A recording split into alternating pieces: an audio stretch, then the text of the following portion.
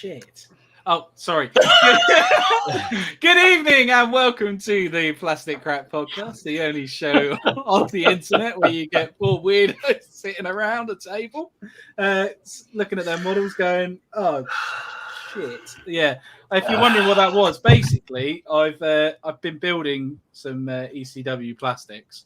And I literally put my elbow down to rest, and I've just crushed two of them. So, yes, that was that was great. I just love the intro there. You get reasonably good. I mean, it wasn't as good as Steve's video exchange last week, but really good and pretty good, reasonably good. And then you go, "Oh shit!" as everyone turns on live. I mean, what kind of welcome? They don't come here for that kind of quality. Yeah. So. It's me hosting this week, Ken from Miniature Wargaming Warriors. To my that way is to my that way. Son. Yeah, hello, Dr. Bones himself. Diagonally that way is Boots on the Table, Dom, and below me is Steve from On Point HQ. Good evening, gentlemen. I hope we've all had an okay week, and yes, and got the hobby in. So let's start off with you, Steve. What have you been up to this week? Not much, as I said. I had a crap week. Start as you mean to go on. Way to bring it down, Steve. No, it got better. What once I'd slept for 2 hours. Just call me Steve Van Winkle for the amount I slept last week. Okay, I did some painting though. What have I been up? I did some painting, some kit bashing, which I'll show you in a second. Right, here we go. I mean, God. Right. Yeah. So I've seen him. I know.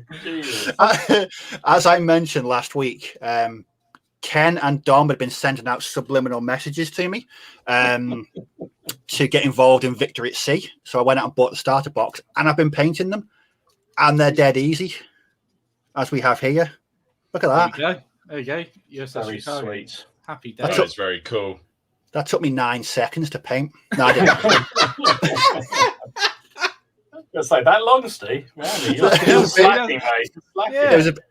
It was a bit longer than that, but no, they are. I mean, Ken, you did say they were simple to paint, and I thought, yes, how simple?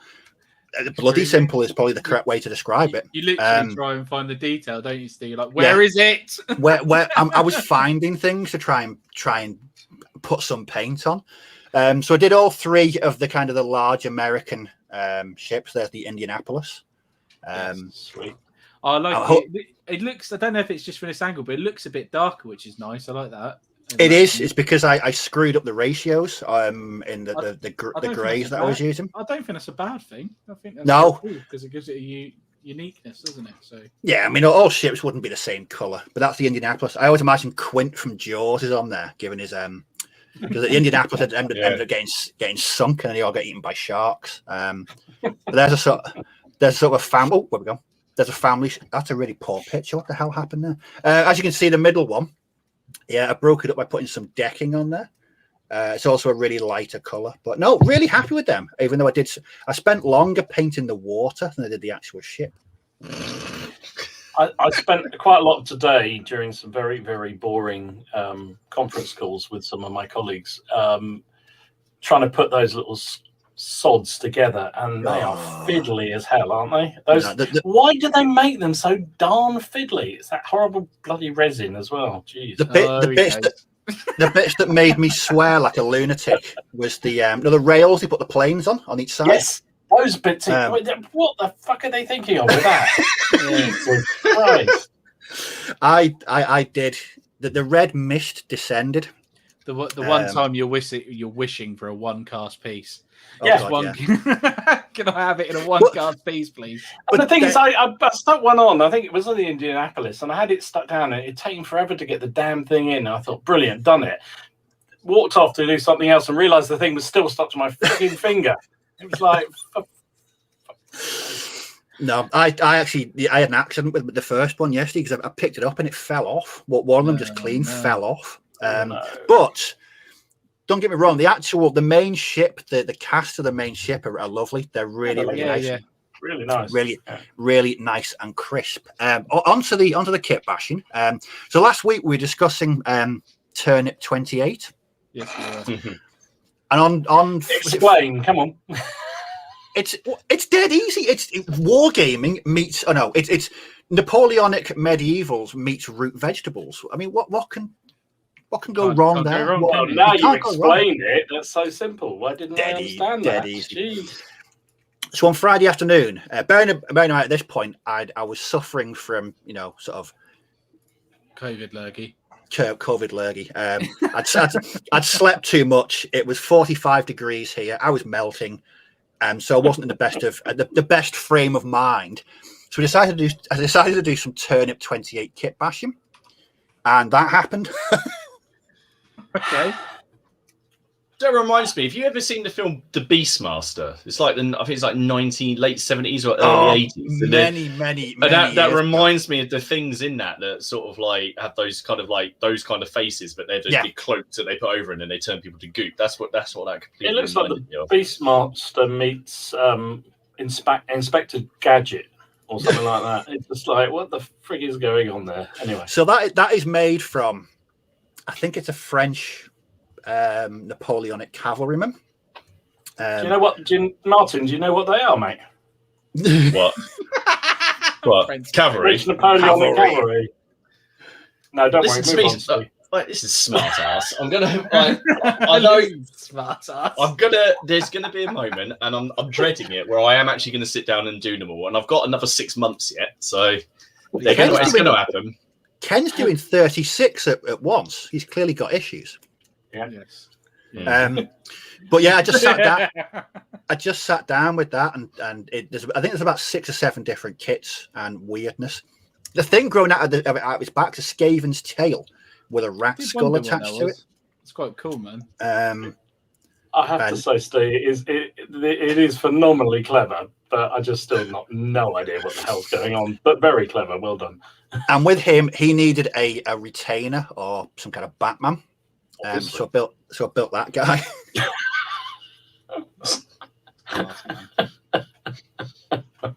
Hold on. I just think, I think the world's just gone a bit weird again. I don't know what's going on. That's a Landsknecht with a Voltigeur arm and head, and a banner from a Beastman set, and his roots growing out of his back are from an old doormat.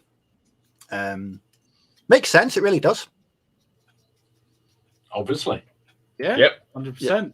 100%. Yeah. And I was really made up as well, because I sent you that thing on the chat. I put those on Instagram, and Mr. Turnip 28 himself, the guy that invented the entire thing, liked my post. I was like, oh.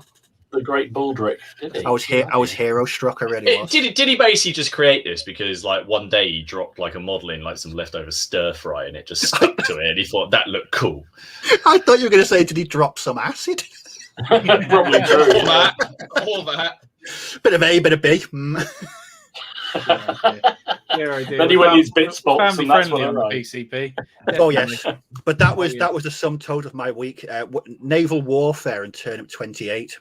Pretty sums. That just sums up my week in a couple of posts actually. Oh dear, lovely. Very well. Cool. Okay, what about you, Dom? Oh, I did nothing. I did a shed load this week. Of course you did. Sticking up my pipes. Of course you did. Before we go any further, before you do that, just want to say thank you everybody for watching on the replay. Hey! We will say hello to the comments in a minute. I just thought I'd change it up, and also put my arm in my models did throw me a little bit. I'm not going to lie. I'm just glad it wasn't my wet palette, to be fair, because that had a lot of paint on it, and I would have had a bit of an issue. But yes, carry on. Tom. I would have laughed at it being the super glue, and you've been spending the rest of the show peeling them off. It'd be brilliant. Well, I'll see Steve's warships, and I did these. So that's the Graf Spey and the Admiral Shear. Yeah. Heavy, pocket battleships. So they're sort of heavy cruisers. There's more ships for me to sink. Yeah. Them's fighting words. I'll give you twice as many points again, and you might just about win it. That's fine. So I did some U-boats because Ken told me they were a nightmare to play, so I thought I'd have a go at them. So that was easy peasy. Yeah, the Type 9s as well. Quite big ones. Type 9s. And then some MT boats. Actually, they need a bit tidying up. The pictures made them. I've missed a bit of cleaning up on them. Never mind. But they're done. So that was quite fun to get finished. And you buggers that made me do this. Yay! The Badginator. So the thing is, it looks really good. It does look really good. You know, genuinely, I actually finished it. I thought that was really good. I'm really pleased with the effect of it. It came out beautifully. It looks really good. It's mostly contrast paints as well, actually. But contrast paints and various washes. Third, they work really well on third, don't they? Because you've got so many all the little recess details. Oh, because I have to say, genuinely, the model is a really nice model. It's a really, really classy model, and it's got such good detail. As you say, the fur is brilliant. And it was actually quite fun to do when I found it. And do you know what was so annoying? I said for weeks I couldn't find it, and it was sitting literally right there in front of me in a box, but it was in a different sort of box than I was expecting. Oh, is it the one it came in? The one it came in. Yeah, they're like old camera film. Yeah, they're like old camera film boxes, aren't they? They're a bit. I've got about 4 of them under my desk here with old business cards in and that sort of stuff. It's just so I wasn't expecting it, so they were there all the time. So I did him. So he's nice. And then your favourite, Martin. Oh, I love that model. That's blatantly got a bit. That blatantly has to be your commander. That I think that's the. She's in charge, or he. You know. I would say that's a she, and I would definitely say she's in charge because you see that look from your mad wife occasionally, don't you? On ID, which is about the same size as a shrew. Yeah, it's like the same thing when I say, "What's this that's turned up?" And you're about to look into your box, and it's something that's flying towards you, like a frying pan or pan with a rolling pin or something. Ken's been sending you fucking parcels again. Yeah, all right. And then the third one was this one, which I think is the weaker of the 3 models, I think, but it's still pretty nice. So it does a snappy, very, very snappy. It's very snappy, and he has actually got a wooden leg, but you can't see from the tufts right in the way. But okay. I mean, that's it. I mean, the thing is you can play like a very, very small game, but you'd literally only need 2 models, and that's a whole warband, basically. That's it, no? Play a game. Yes. Don't think so. Yeah? Yeah. No. It's going to happen. No. If you build it, they will come. I moved on to something more serious. We did some more Napoleonic generals for my Russians. Because I need a commander for the Landsknechts, so that's them 2 done. These are front rank. Everyone's panicked buying on front rank. Did you know that? It's really fun. Yes. Why? Yeah. Because they're closing down the business. Oh, yes, selling they are, aren't they? Yeah. So they keep having sort of windows where they're selling, and then they get so inundated they shut it down again. But in between, I did get a couple of packages from them. Be very surprised if they don't end up selling it on though. But we'll get on that in the news section. But it'd be very surprised. Those are, I think they were supposed to be US militia. I found them when I was hunting for the horrible things, the otters and stuff. Is it me or does Dom just seem to find models? I've got loads of them stashed all over the place. Dom, I always imagine that you've got a cupboard like Narnia. So you open the wardrobe, and rather than being a wardrobe, there's like a full landscape of just figures everywhere. Yeah. That's strange talking animals and Santa Claus and a witch. About it, really. It's just, I open up cupboards and boxes and I find figures. In fact, this one and this one and this one, these are Canadian militia for French Indian Wars. We're all primed, ready to go. I remember when I did them, we'd had some shitty old weather, and I thought I'll grab all these, get them ready, prime them all up, and I'd left them in our conservatory on the windowsill. And I thought, I've forgotten all about them. So I dug them out and thought, I'll get them painted. They only take a short while to do. So I did those. What's that, 36? And then anything else, Tom? Oh, yeah. And that guy there. Now, the pièce de résistance is the one that I was winding you up for. I want to see your faces on this. So let's. There it is. There we go. Jeez.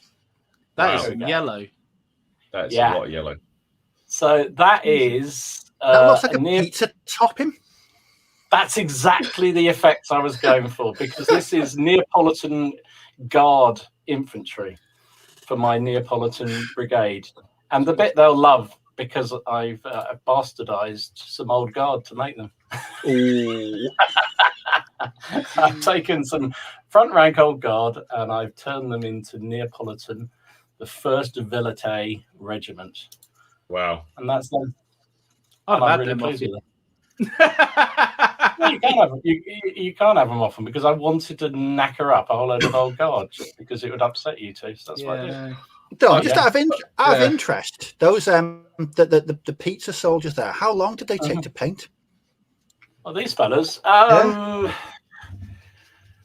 a good Probably question. a little No, it didn't take that long. I did them in 2 batches of 12, and they probably took me about 4 days, I think, maybe 5. I hate him. Something like that.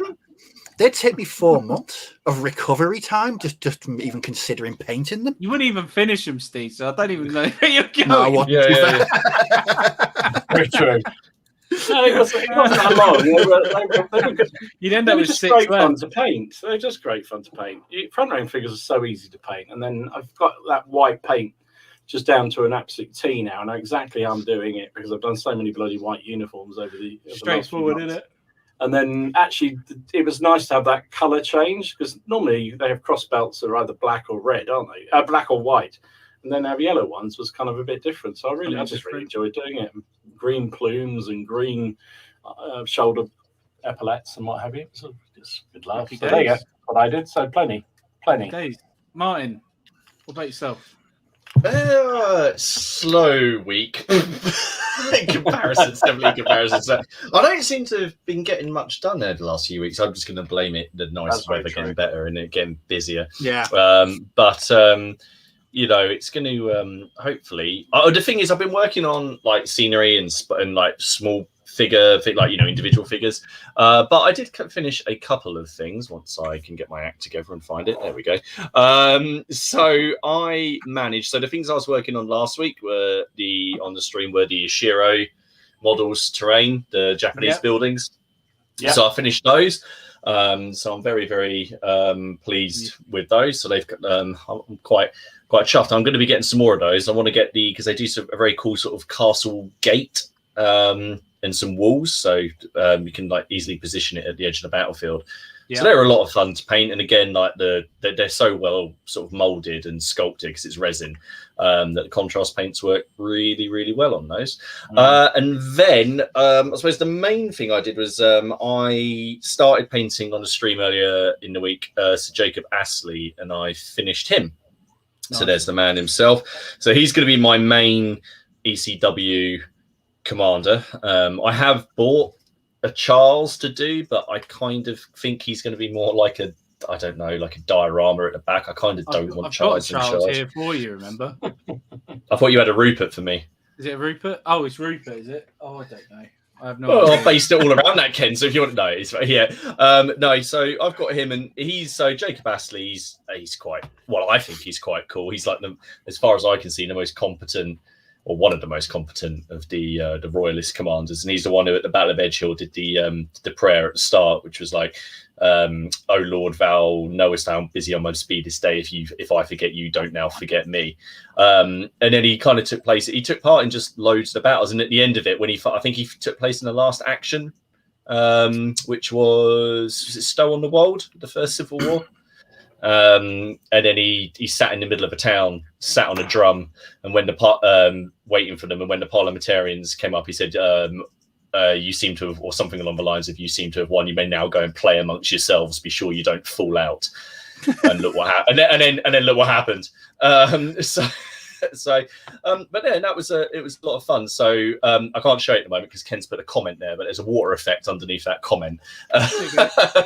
There we go. So I've done some like a marshy. Well, it's easy to use, but do you know what you should do? You shouldn't get that on your hand and then shine UV light on it because it burns. Yes. That's what you wear. I was like, oh. Bugger that. I ain't got time to go and find it. I don't have time to do that.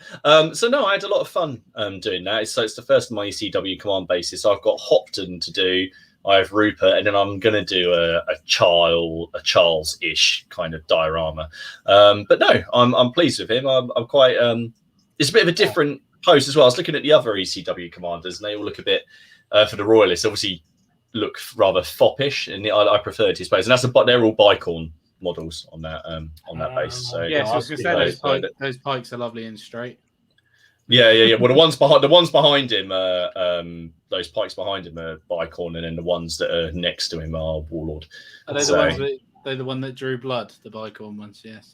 Yes, they are. To be fair, the Warlord ones have as well. Like, they just, they bend a bit more before they pierce the skin. So yeah, so that's me. That's all I've done, and then I'm just working on a few odds and sods. Yeah, that's me. Nice. Love that command. Everything's looking great. So myself You've this been week. up to, Ken?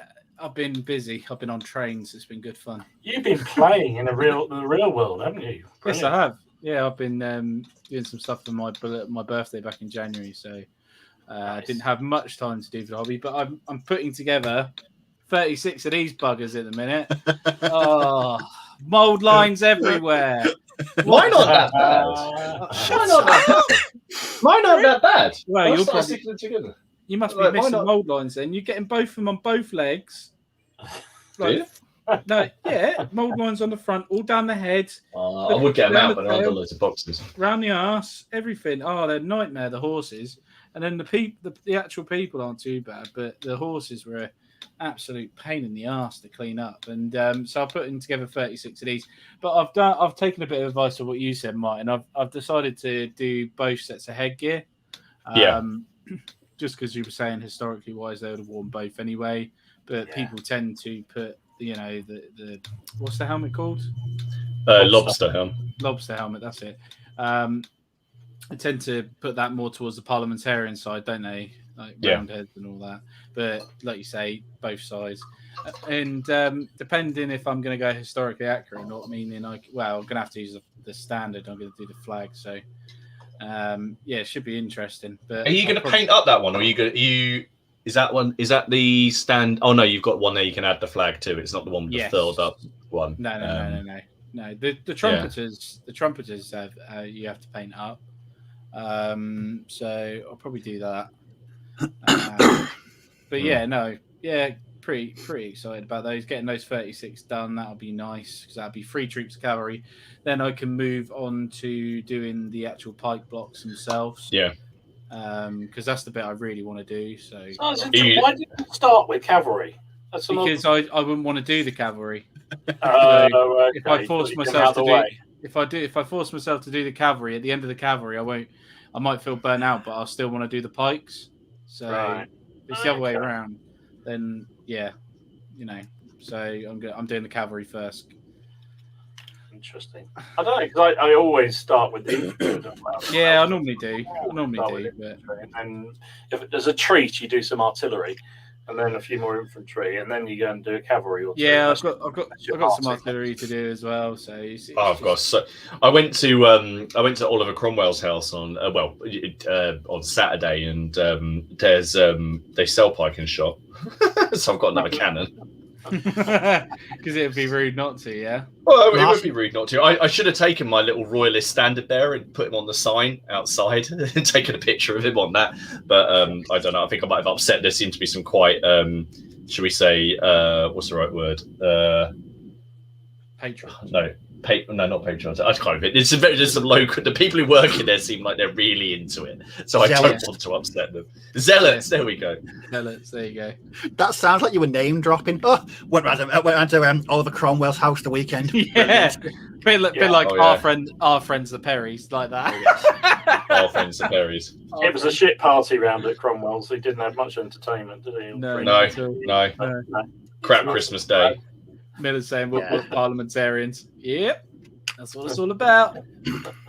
No royalist here, which is really weird actually, because I hate the government. But there we go.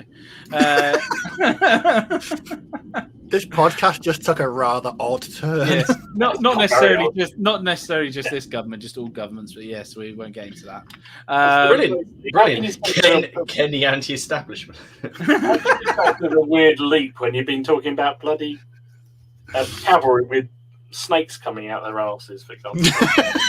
So Richard's put, yes, true, very true. Richard put, I stopped and said, yes, I did. I went on a train as well with a Flying Scotsman, so I was rather happy about that. instead of It's a good train. Yes, it is a very good train, and it's very nice to be able to say I was on it, which is even cooler. But yeah, so guys, this week I've come up with a bit of a, my topics aren't ever like the super duper fun field. Well, I think this one's quite cool. What does the hobby do for us? I'm just going to ask that question, and also it's out there for the chat as well. What does it do for you in regards to? Is it, it could be positive, could be negative. We're Bankrupts. we're a bit controversy here. So there you go. Straight away in there, finances, bang. And so what does it actually do? Is it a stress reliever? Do you find yourself having to do the hobby because you feel pressured to do it, or what benefits do you get, or what negative impacts do you think the hobby has caused on your life since you've been doing it? Oh, sorry. No, that's right. That's right. So I'll come to you first, Martin. Why me? I think you should lead by example. I'll lead. Fine. I'll lead by example. While I think. Yeah. That's why I dropped you in it. But yeah, so for me, I've got to say a positive for the hobby has been like an escapism, a stress relief. So as people already probably know, I suffered from a heart condition a couple of years ago. Made me one of the reasons why I did my channel. Luckily, I'm really lucky that's now gone. I don't have a heart condition anymore, which is sweet. But it kind of distracted me. And when I was hobbying, I completely forgot about that I had problems and I didn't have to worry about it. And it was kind of an escapism, if that makes sense. Yeah. Is that the right thing to say? Yeah, definitely an escapism.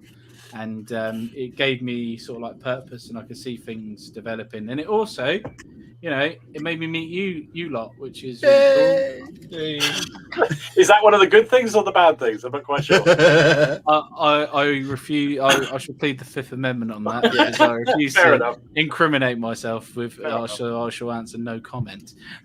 So, but no, I've got to meet three really cool people that I like to call friends now. Even though I've still not met one of them, which will happen. Oh, will happen one day. Oh, yeah. Yes, CrackCon. It will. Yeah, hashtag CrackCon. More information coming. Watch this space. We know. Yeah. There we go. Watch this space. So I'm going to start the comments off now about bloody CrackCon. So yeah, that's a positive. Negative side, right? And like open honesty out here, I've got to admit sometimes Laura will probably think, oh my god, he's actually a minute. I have made my relationship suffer a little bit because there's always been one extra model to paint. Because I'll tell you what, can't you get fucking distracted by painting and realize like 4 hours have gone? Yeah. And you're like, especially when you've got a missus downstairs and she's like, she doesn't remind you on purpose. So when you come downstairs, it's like, so we were going to watch this film this afternoon. Might have forgotten about that. Sorry about that. And yeah, setting Alexa reminders is a good thing. Money. Yeah. Money wait till you got kids, mate, and you say, we were going to watch this film. Wait till it's your turn with the children. I've had them for 5 hours. Yeah. Again, I shall plead no comment to that. Monetarily wise, I gotta admit, I when I first started out, I spent a lot of money on it, but now I haven't. Oh, Jesus, when was the last time I actually bought a model? It must have been like 4 or 5 months ago now, probably. Bloody hell! Withdrawal symptoms. I was going to say, have you started shaking? Telelight stopped. I bought the magazines. That was the last thing I purchased. But before that, got to have been 5 months. Got to have been. I haven't bought anything. Last time I bought models was when the Perrys were on, and I bought that Austrian set. That was ages. That was quite a while ago, wasn't it? Yeah, it was actually. Yeah, it was quite a while ago. It's before Christmas. Sure, it's before Christmas, wasn't it? Sounds like one of those confessionals. It's been 5 months since I bought it. 5 months since I liked it. Hello, my name's Ken. Hello. Forgive me, Lord Perry. It's not even out of it. Yeah. Forgive me, Perry's, for I have sinned. It's been 5 months since my last order. Yes. Hello, my name's Ken, and I'm addicted to plastic crack. So, yes, it's been 5 months since my last order. It's true though, isn't it? It's one of them things. It's just like that. But that for me is like it's a good thing, really, because it's actually making me paint stuff that I want to paint. So I'm really excited to actually finally be getting to do this ECW stuff and not feeling guilty because I've got loads of other stuff on the back burner because I'm still doing my Austrians on the side. I've got them all like still painting them up, and when I fancy it, when I get a bit burnt out with these ECW stuff, I'll stop. I'll finish that battalion off. And there'll be 2 battalions left, then I'll go back to doing more ECW. And multitasking's been quite nice, but yeah, hobby for me is definitely more of a positive thing than it is a negative. Otherwise I wouldn't be doing it. But I do find I've got to admit, it's like I've said it to you guys before.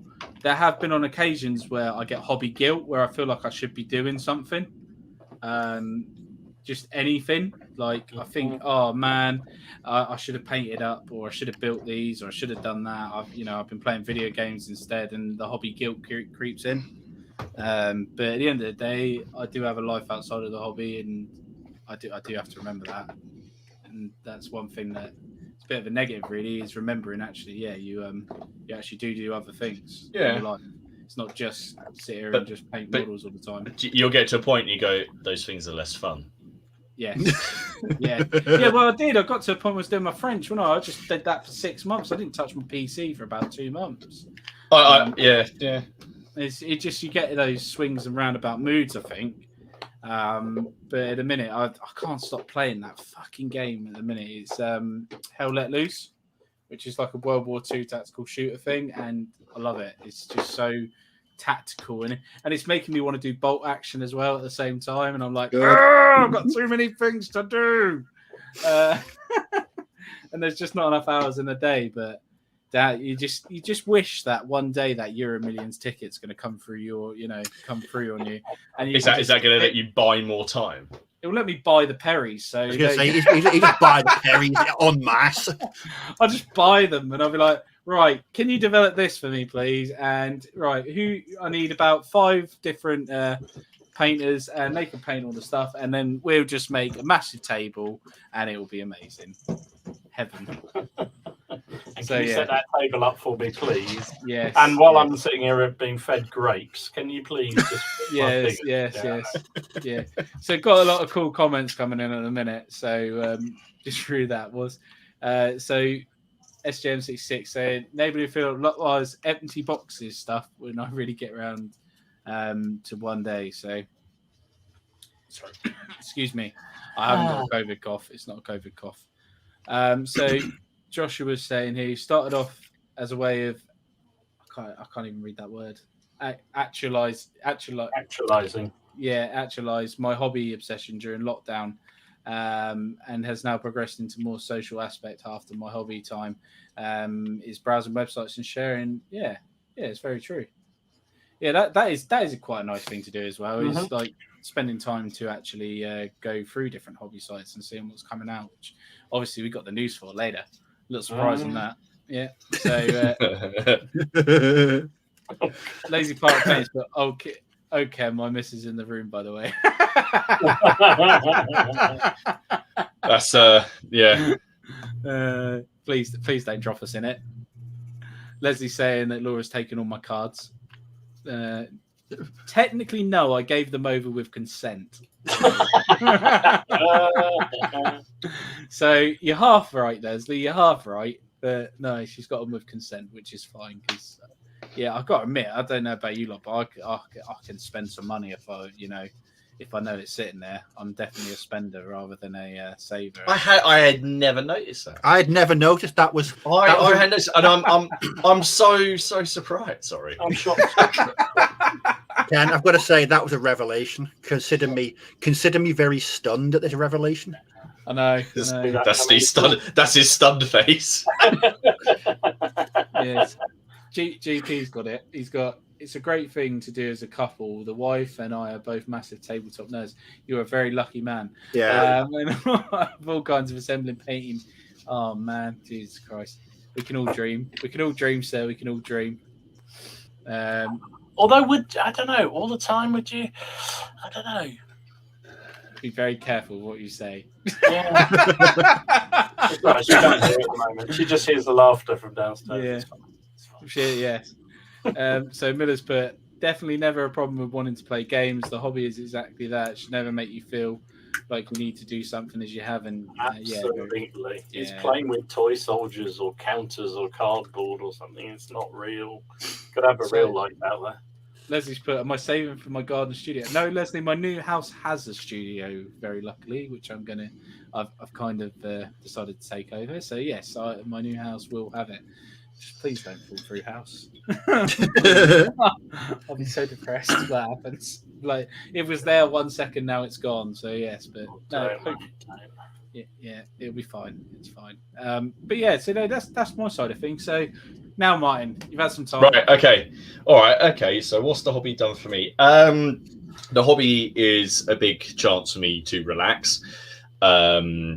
My job and owning my own business, as anyone in comments will tell you, can be fairly stressful. So I like nothing better than sitting down and painting and turning off my phone. Is fantastic. So that's what the hobby has made for me. Is I'd say it is my hobby. It's a stress reliever. That being said, I love the social aspect of the hobby. I like meeting up with like-minded people and having a game. The game almost comes second. I like just meeting up with people, having a chat, having a laugh, and I found more and more that's what I want to do from my social aspect. The thought of going, I love meeting up with my friends, but it's like I kind of like to have a game with them. Can I convince these people to do? That being said, as well, one of my other main passions is history and research and things like that, and I love doing it. And I already had. If you take the Wars of the Roses, I was already well into researching that before I decided to actually build it, because I always thought how it's just going to be one of those projects that never ends, and it is going to be one of those projects that never ends. I just didn't want to start it because I knew what was going to. I knew what was going to happen. So yeah. I mean, also, I used to love playing video games and things like that, but I just don't do it now. I've got kids. I don't get near the TV. I mean, a kid's only 5, but I don't really want to do it. And, I want to spend my time doing this. Would I rather spend 50 quid on a game or 50 quid on some models? I'll get more time and enjoyment out of the models than I will the game. Yeah. I'm quite nice. I'm at the stage of my life now, which makes me sound old, and I don't consider myself old, that I can pretty much buy models if I want them. But I'm trying to be very restrained. That doesn't mean I go out and splurge. I'm not going to suddenly catch me spending thousands. But I'm not like, I can look at something and go, I fancy that, click, and it will come, and then it will sit in a box for 2 years until it comes out. And I guess now I do the YouTube stuff as well, because it'll be 2 years next month that I've been doing YouTube. I've always had a big interest in media and film and stuff like that, and and I did like a whole editing and film course stuff ages ago, and that's kind of satiated that interest that I have. Yeah. So that's quite cool. And then yes, I've met you guys, which I was talking to Haley about the other day when we were driving. We had nothing better to do. That we, saying, it's really nice. I said, because hopefully, once things ease, not the lockdown, but things just calm down, going to be able to travel down to see you guys, see Dom, travel up to see Steve, not just crack on and have a game. And obviously all the people in the comments, I've met some awesome people through doing YouTube, and the group. I've met a few characters. It's nice to see the regular. If I said yet, I don't know. But we've just saying, we're Hey! Bing! do that, ding ding. And I think for a negative, I do sit there and go, I need to finish that. Once I start something, I want to finish it, with the exception of Cavalry. I want to finish it. Yeah. So it's like I sit there and I look and I'm like, right, I've got ECW on the go. Napoleonics are not on the go. They're just a background thing that are just never going to end. My Wars of the Roses, I've got my Kingmaker project, but I know I've got a game of ECW against Miller that's going to be coming up, and I need to do some cavalry. I've got my Samurai games, which are currently ongoing against Haley, that I need to sort out. So I need to do some more Samurai. And I don't want any, and I've always said to you guys, I don't want it to become a chore. Because I had someone ask me, sent me a message after last week. She said, "Oh, am I going to do a Patreon?" And it's like, no, because then I feel like I have to do stuff. Yeah. What's he laughing at? He's laughing at you with his game of the cavalry. The cavalry. Okay, or the yeah. Yeah. I'd say that. I mean, I just love the hobby, I guess. I think there's more good aspects than bad aspects, certainly. Like everything, there's always a bit, there's a couple of drawbacks. But then I've managed to get my wife into it, which is... I can't believe that. Jammy bastard. I mean, she's the one who chose... I said, what do you want to do? Do you want to do Black Powder or do you want to do the Samurai? And she said, yeah, well, let's do the Samurai one. So I let her pick sort of what games we play. But then Haley was always into board games and role-play games, as in tabletop role-play games before. Good clarification, given some. Just to clarify, because I know what's going on. What happens in your own premise is up to you, my friend. So yeah. So yeah. There we go. On that note, actually, I might as well just take a chance. If anyone here isn't on the Facebook group or hasn't seen it, we're running a little survey, aren't we, for next week? Yes, we are. So I decided, because I couldn't really think of a theme, that we make it about everybody else. So I'll post the link. I'll do it in the comments here, and we'll pop it in the video description. But it's the Great Plastic Crack Survey 2021. 17 burning questions about you guys and your gaming habits, and there's a couple of things I left out, there's a couple of things I couldn't be bothered to put in there. It's a laugh, it's meant to be for fun. We haven't looked at the results. The last time I looked, then 95 people had responded. Yeah, that's great. It's really cool, man. I can't believe 95 people have done it. If we could get to 100, that would be cool, because that would just round out the percentages quite nicely. What's that? I will happily give away, but no, I won't. That's not true. Are they going to give it? Can I just point out again? There's 100. Give them away and then send them back. That just went up to 100 people watching again. Yes. There we go. Sorry. No, I just if you take the time to go and answer it, next week we're going to go through it live. We aren't going to look at the answers beforehand, so whatever you put is going to get called out on there. Bear that in mind. Your names don't come up, do they? It's all anonymous anyway. It's all anonymous, yeah. Yeah, but you can see what someone has answered to every other question, so it's not hard to work out who's who. We could start guessing who said what, couldn't we? That'd be quite fun. We could. What did you say about me? But no. So guys, I'll pop that in the chat now. Fill it in. That's basically what we're going to do next week. That'll fill 2 hours. It'll be a laugh. I'm sure that we're going to get flamed in it, but then that's it. And this is the main point. I love doing the podcast. I love being on here. I love doing this. So there you go. That's what the hobby has done for me. There you go. Oh no. What about negatives? You got any negatives? Right now, I don't really think so. Honestly, my only negative would be one of my own creation, which is that I feel sometimes that I have to commit to finishing something. I think we do. I think we all do that as YouTubers. Yeah. I think we all have that. I just feel like, for me, there's at the moment, I just could change at the end of this stream or after the survey next week. It could change quite drastically. It could change. I just feel like it is positive at the minute, and I think the game. I think despite the all the things we do with different companies, I think tabletop gaming is in a good place at the moment. I mean, obviously, I know what happened to Front Rank isn't great, but we've got loads. We've got more rule sets than there's ever been. There's some really nice little miniatures companies that are coming out.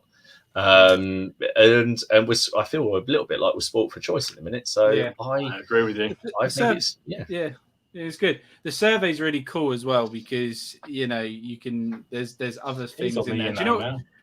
Yeah, Jesus, I'm number 3 now. There's fucking hell, I'm doing it without even thinking about it. There's do you know what? Next time we do a survey, maybe we could do like a feedback. You didn't put a feedback one on there, did you? Or No, I don't want to hear what people actually think of us.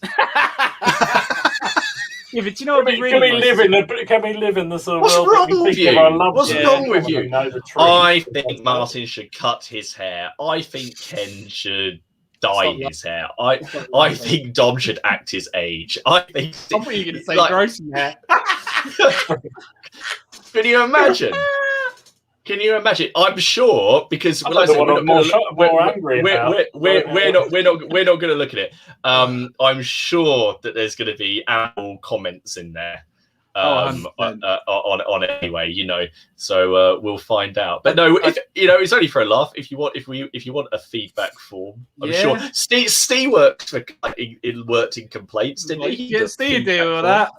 If you'd like to make a complaint about the Plastic Crack podcast, please correspond with our complaints On Point manager. HQ. He's the But you got to make sure it goes to On Point HQ. Yeah, On Point HQ. Just send all your complaints to On Point HQ. That's On Cheers, Point lads. HQ. Yes. Cheers. I will say one thing though, guys. If you generally really love coming back here every week and stuff like that, and you have a great time on a Monday night, why not just share it with somebody that may not be on YouTube or may not, may not think YouTube is their main media platform. Like when hobby clubs are going to start opening, aren't they? I'm sure people are all part of clubs or they've got friends. Just mention the podcast to them, send them a link or something, because it gets it out there and it gets more people involved and we build a bigger community and we all come together and it's more people enjoy it, the better. Definitely, absolutely. And it's all a bit of fun. Just remember, it's all a bit of fun. And actually, Leslie's made a very good point here. Smash that like button. There's 94 of you on apparently and only 20 likes. Come on, hit the like button. Yeah, or dislike. I don't mind. It's Ken's channel, so you hit the dislike if you like, but hit the like, please. Yeah, hit the like. Yeah, cheers, Leslie. That's a really nice thing. Like, well done, comment. Well done. Yeah, thank you. But yeah, no, that's a really cool answer. Dom, yourself, what's your hobby? What's your stuff for your hobby that you really enjoy? Do you know, it's kind of much the same in many, many, many ways. But I think I've talked about this many times before. I mean, I've been obsessed with military history since as long as I can remember, since AD 45 when I was born, it's just one of those things I was always obsessed with, and I loved it, and I fell in love the first time I saw Napoleonic figures laid out. That was it. I was done, and I've never really been the same since, frankly. No. But I had periods where I didn't game, through university, and like we all talk about when you think you've got a chance with girls and you're down the pub all the time and all that kind of stuff. It was a bit of board gaming and stuff like that, Risk and that sort of thing. But that was it. So I loved all of that, and I still absolutely love it as much as I did then. Now the difference is a bit like Martin. I'm in the lucky position where I've got the sort of background, money, lifestyle that I can buy lots of stuff, more stuff than I ever gonna need, and so and I know that's the truth, and I know it is, but I don't care. It's part of the hobby for me, is the collection of it and the collecting. I'm not obsessed with painting, unlike some guys. I know a lot of people. I saw Carl was saying in the comments, our sponsor Carl from Mez's Minis, said that he prefers exactly hang about. There'll be a code along. He said, and I know a lot of people say the same thing. They prefer the painting to the modelling or to the gaming. For me, it's the other way around. It always has been. It's about the gaming, and I love the whole atmosphere of the banter that goes around the table. It's as close to, I used to love playing rugby and things like that, and it's as close to team sport as you do without getting your head taken off, Yes. But you do love a painted model, Dom. You do love a painted model. I do love I have to paint them, obviously. I don't want to put them on unpainted, but it's not I've said before, if I could afford to get every model painted for me, I'd be quite happy to do that. It wouldn't be a problem. But then family comes first. So for years I didn't game because I had kids and I was out doing stuff, and that was all on. Sorry, speaking of which, I just need to go check on mine because I remembered they're upstairs and I've got my own. 1 sec.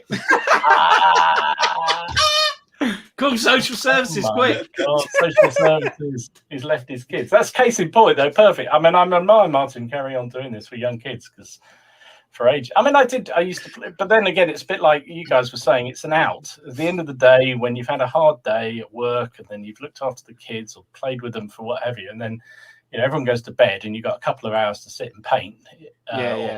Or plan your next army. I loved all that, and I still do, and I still do it now. I stay up far too late just painting because it's quiet. The house is quiet. There's nobody up.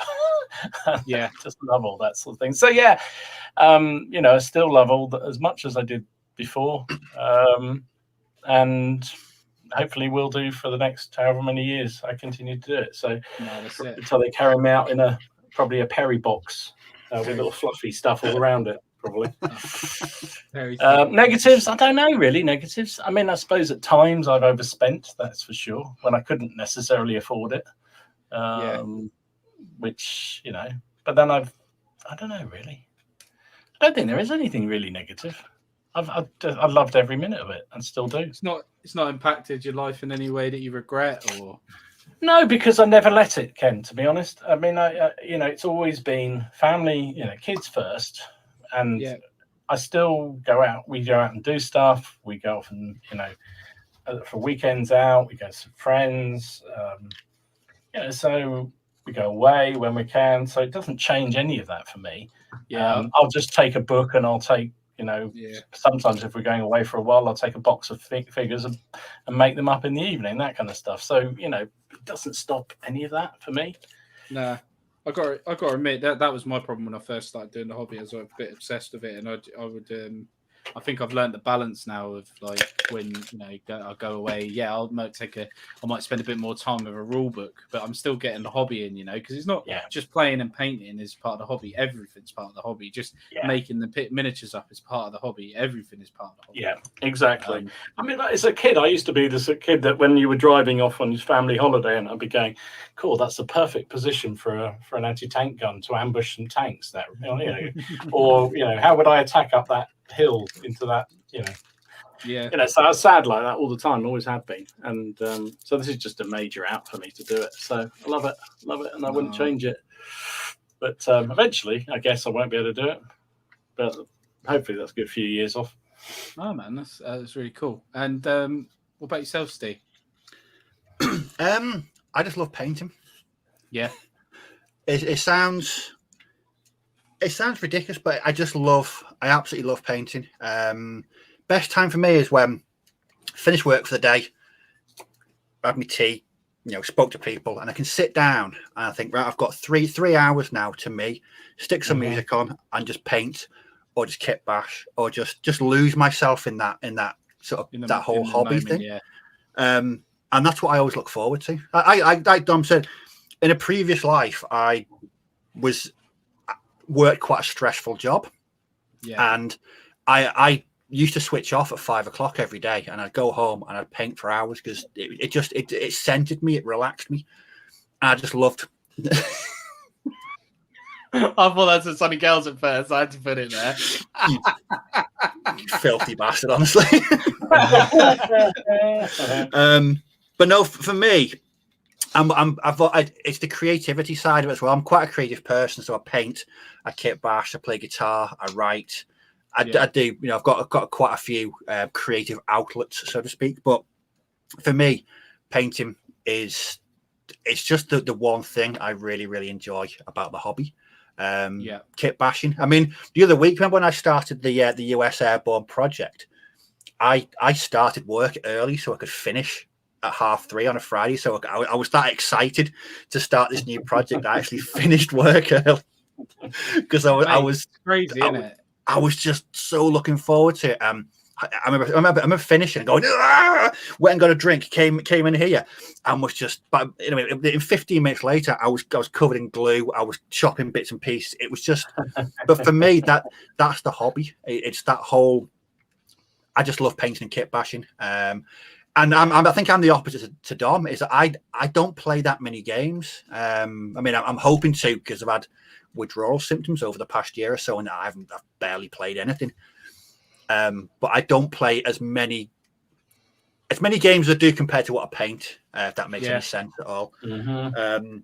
But another thing as well is having the YouTube channel as well, because most of my friends that I grew up with gaming with, I've all given it up. I think I've got one, maybe two, three friends that are still involved in the hobby after all these years. Most of them have been cowards, basically, just give it.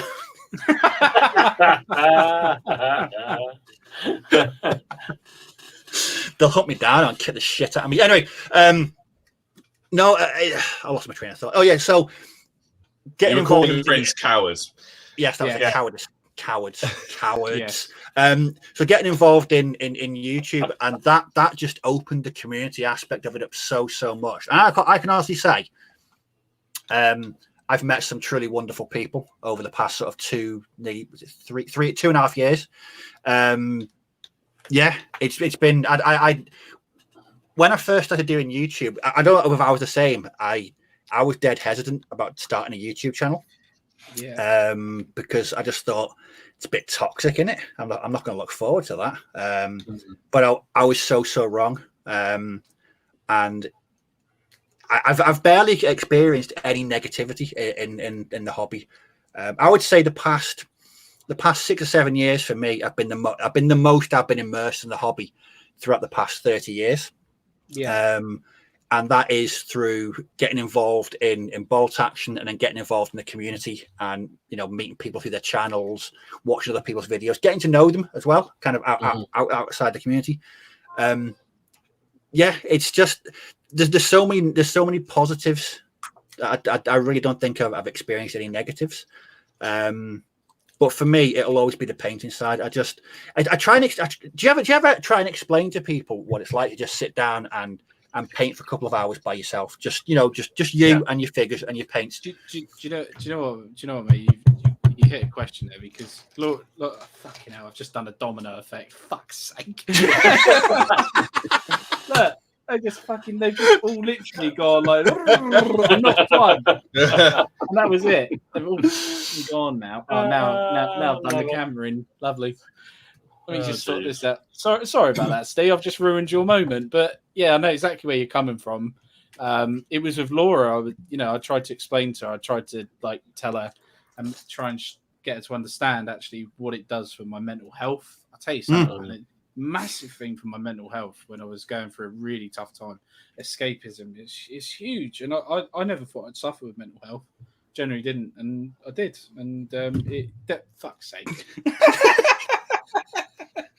Do you know, I have to say, it's one thing. My long-suffering wife, who she's never had any interest. Oh God, look at him! What's he doing? Like a baboon with a light. She'd have no interest in gaming at all. When we play even things like Monopoly and stuff, it virtually turns into divorce every time we do. So, no chance of ever playing anything like this. But bless her, she always recognises the fact that it's escape, it's a release. Yeah. You lost your signal, Ken. Yeah, well, I'll go back in a minute. It's fine. I'm just sorting the camera out. So she's never had an issue with, like I said before, I paint on the living room table usually, not literally, on paper on it, because that would be a step too far. But and I'm having she's very tolerant to all the packages that arrive all the time, all that kind of stuff. And when we go on holidays somewhere, or we go somewhere, it's like I'm allowed time to go to the history, to go and do the museums or the war, battlefields, or all that kind of stuff. She's very tolerant of all that kind of stuff. So, but it's escape. It's a release from all the pressures of work, family, whatever else. Yeah. And I think everyone needs a hobby. Everybody needs a hobby. I don't care what it is. You need a hobby. Yeah. In life. Yeah. I can say for me, it's some nights when you finish work and you just know, right, the next 3.5-4 hours, it's just me time. Yeah. And it's just that the creativity, making something, painting something. It's one of life's simple pleasures, because I don't have to leave my desk. I can listen to some music. I mean, in the grand scheme of things, we're not spending, well, some of us aren't spending massive amounts of money on plastic. No, and if you were playing golf twice a week, or you were heading down the pub or going to, Yeah. whatever, all the other stuff, you'd spend probably much more than you do. So Yeah, you would. And do you know what, Dom? That's always my thing with it, because I don't drink. Very rarely do I drink. Like you guys always have a beer. Like now, I don't even do that. It's very rare I have a drink. I don't go out all the time with my mates. And this is, I'm at home. I'm spending time with my partner after this, and it's one of those things, isn't it? It's how I fit it into my life. I think I'd be a bit cheeky if I went out all the time and did this all the time. I don't think I'd be in a relationship. But... Yeah, I have a very good friend of mine who cannot get his head around it at all, because he's a very good friend of mine. He's a very dear friend of mine, and he's out. He lives outside. He defines himself by going out. I think he spends less time in his house. He doesn't, and he just cannot get his head around it at all. And I was trying to explain to him fairly recently sort of what it was, and he used to sort of like looking at me blankly. But when do you go out? I was like, well, I go out and play these games. He's like, but what? And he was just completely, stuff like that. It's like you don't go to the pub every week. No, not really. It's not really. No, not really. I've basically I've done that. I did a lot of that, and at university. And don't get me wrong, I like going out. I like going to festivals, but I went to the pub last weekend and spent close to 150 quid over 2 days. So I'm not. To me, I would think that is a starter box set, like the Perry's box set and a bit. Yeah, that's how I'd see it. I'd be like, shit, I could have bought that. No, because I mean, a day that always sticks out for me was Good Friday this year. So we were still under lockdown. I wasn't seeing anybody, family or girlfriend, etc. And I literally did 9 to 5 at my desk just painting, and I absolutely loved it. It was brilliant. The weather was such a nice day. Windows open. I listened to about 9 or 10 albums, and I painted so much that day. And people say, do people ever ask you, how can you sit there and just paint for hours? Yeah, they always just say, what a waste of time. Yeah, but it's not. I mean, because it's so relaxing. I'm enjoying myself. Just there's so many benefits just sitting there painting, and it's a dead simple hobby. And for me, that's so. To sum up, then the two biggest things for me is creativity. It's the painting and the kit bashing side. Absolutely love it. Really, really just get so much from it. And it's the community aspect as well. So, case in point, this podcast today, because I didn't paint much last week, I had a bit of a shit week as well. I've been looking forward to this all day, because I've been able to sit down, do some painting, chat some wargaming stuff. It's nice. It's just a great way to end a Monday. It's just doing some hobby, talking with mates, talking about gaming, painting, hobby. Can't beat it. So that aspect, the community aspect for me, because I'm not the most sociable of people in the entire world. In fact, last week when I was having my jab, I actually said to the nurse who was doing it, I said, I've been isolating for the past 4 years, saving the country by being myself. But no, the community aspect for me it's kind of equal for me now, 50-50. Is that, especially over lockdown, over the past year or so, getting to know so many different people, and everyone. Do you know what? Everyone is really nice. That's the main thing. Everyone is always awesome to each other. So here's a question: do you reckon that you would have had so much fun's maybe the wrong word about it, but the sort of, with things have moved along and you've got such a good, because I feel much the same. I feel like I got a huge load of friends, people I've never met, but I talk to all the time through chats and online and various other things, you guys. But would that have happened if it hadn't had lockdowns? No. YouTube might have happened at some point with collabing with somebody at some point. I'd met a couple of people. Us four wouldn't have met like we're doing now. There's no way. No. No way that would have happened. And do you know what? It's it's really weird, but that's one thing I'm grateful with lockdown is, I've got to meet some really nice people. And I don't know about you, but we, us being like content creators and YouTubers, we're not massive or anything like that, but we're getting an insight to our hobby that I would never have seen before. Yeah. I never have spoken to Michael and Alan Berry No. on a podcast. What No. it's kind of mind-boggling that you've had those guys and you've had Lolly Rich on. We've had it's just crazy. I know. Travis, Travis, Yeah. But that's and it's crazy, isn't it? So my same friend that I was just talking about, he does a lot of DJing, and I tag along with him to a lot of gigs. And when I say DJing, he radio DJs, and therefore he gets a lot of tickets to heavy metal gigs. So I get to meet people like Bruce Dickinson from Iron Maiden, Steve Harris, lots of bands. And and he does that on a regular basis because that's his hobby, that's his thing, that's opening the doors for him. Whereas we get to meet the people and chat with who create effectively the things that allow us to make our content. Yeah. So and that's awesome. But I think it's also beyond that. It's also kind of the community as a whole and the industry as a whole has such a boom. I mean, every day I find new channels of people doing some amazing stuff, and I wonder how many of them would actually have bothered to do YouTube channels, and stick them up there or do streams or what have you. There's some amazing things, and I think there's not much good that you can say out of this whole situation that's gone on. But I think personally, from a wargaming perspective, I've benefited hugely from that point of view. There's so much negative, and I'm not going to ever claim it was a good thing or we wanted it, but geez. Excuse me. My goodness me. Oh, Jesus. Sorry. It's like hay fever, I think. But yeah, no, it's one of the things. That was a great discussion, guys. That was. I really enjoyed that. But we've just been streaming for over an hour, and just go. And you haven't said hello to anyone yet. Yeah, no. I thought I told you I'm doing it a bit differently this week. Yeah, so any comments you guys are seeing me pop up, we're still looking through. We're not ignoring you. We're just chucking them up for people to have a read and while we're chatting, because sometimes when you get chatting like this and when you have a subject, when you interrupt with comments, it can sometimes ruin the flow. But we seem to have had a good literally an hour of us waffling. Isn't that what we do? That's what we do? We do 2 hours. We are your background noise. We are your white noise. Yeah, we are. Listen, maybe we should do one of them things. Are you struggling to sleep for the next 20 minutes? I'm going to take you on a journey that will put you back into a deep sleep. Or if you don't want to sleep, Steve will talk about his latest turnip head. I was going to say how he moulded.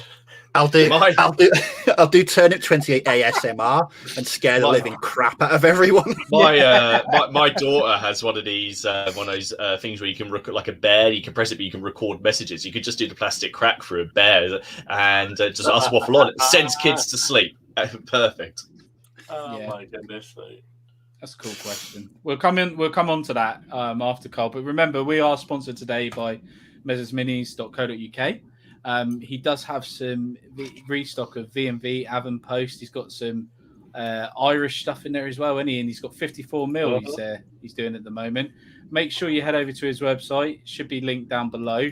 But at the end of the podcast, there will be, like last 10-15 minutes, there'll be a code going across the bottom of the screen, and that will give you 10% off over in Carl's store. But be sure to support Carl and all your friendly local gaming stores. But definitely.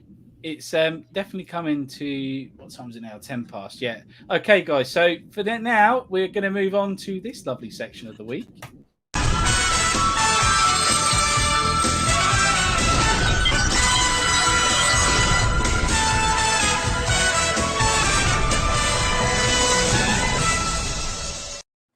Booyakasha. It sounds like an 80s porn thing. So yes, I'm just going to say time for the PCP news, bigging it up, and there is some cool news coming out this week. So there's some shocking tales, and so let's start with where are we going? Where is it? What have you seen? Yeah, Dom, these are from you, isn't it? For Eagles of Empire miniatures. Yeah, I know lots of people are getting into this Franco-Prussian War thing. So this is the Eagles of Empire miniature chaps that I showed off some of their lovely models. Got some really nice things. So he's got a new French gun coming, which will go alongside the the machine gun thing, however you say that, and also the German Krump guns. So that's going to be really cool. They look really nice, man, as well. Coming during the summer. Yeah. They're fabulous models. Really, really nice. That's for the Franco-Prussian War, isn't it? It is Franco-Prussian. I think you could probably use it a bit earlier still, and probably a little bit later still. But yeah, it is basically Franco-Prussian. It does look really sweet. I must get on, finish mine off, and have a game at that. But yeah, really nice. Do you know what? I've got to put this comment up. I will do that one day, Drew. Costume change. I will do that when that comes on at some point, and it will be great. So yes, keep your eyes out. My lord. Oh my lord. Oh dear, oh dear, oh dear, oh dear, oh dear. So yeah, that was that one, and we've also got from Warlord Games. Yeah, they're bringing out. Is it reboxing or is this brand new? No, I think they're. There, aren't they? Yeah, I think they're brand new. Yes. Yeah, they are. Ooh. So, Steve, what are you going to do? You're going to get them or the plastics? As if I didn't know. The plastics. Yeah. I got to admit, it's nice to have these models. See, like I'd buy a box of those, Steve, and like I would mix them in with the plastics just because they're unique sculpts, just one of a kind ones. Yeah. I wouldn't want doubles. That would be for certain. I definitely wouldn't want doubles. To be fair, though, it's an interest. I'm going to give. I'm going to sound like I know what I'm talking about now. I'm like street cred and all that. I'm going to give props to Warlord Games for doing the Panzer. I think that's quite kind of a. I don't know. It's a bit unique. I know. Another company's making the plastic ones. Is that War Games Atlantic? Yeah, I thought they were making them. But yeah, no, fair play. Yeah, it's when they come out though. This is the thing. I've got to admit, we're seeing a lot of companies saying they're going to do this, they're going to do that. But it's nice to actually have the physical models out now that you can buy. It's all good seeing.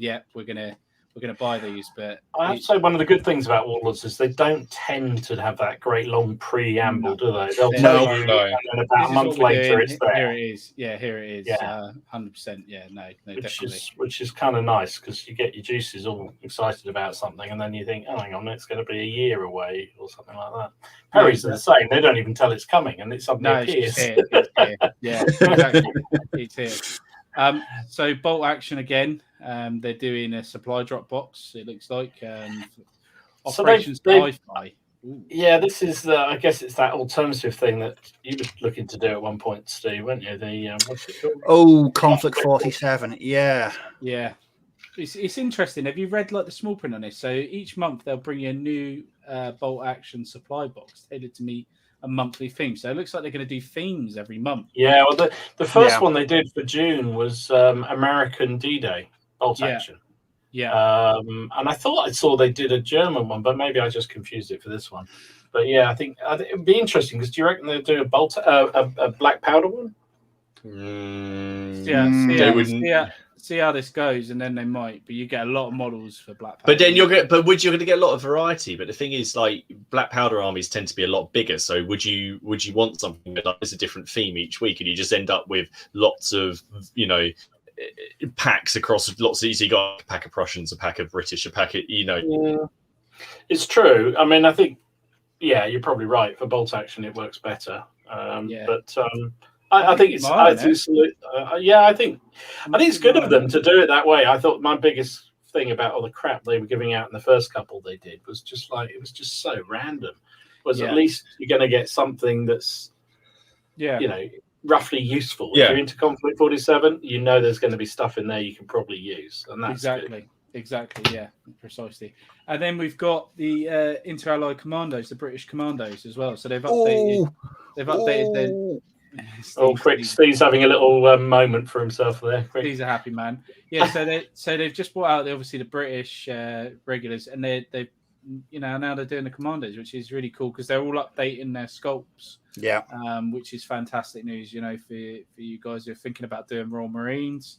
Yeah. Now is the time. That's my next project. I'm going to pick up a box of those and a box of the US British Infantry, and I'm going to lock myself away for 4 weeks with nothing but super glue and cream crackers. And cork. Don't forget the And cork. cork. Oh god, yeah, cork. Don't forget the cork. You can't forget the cork. No, it's not right.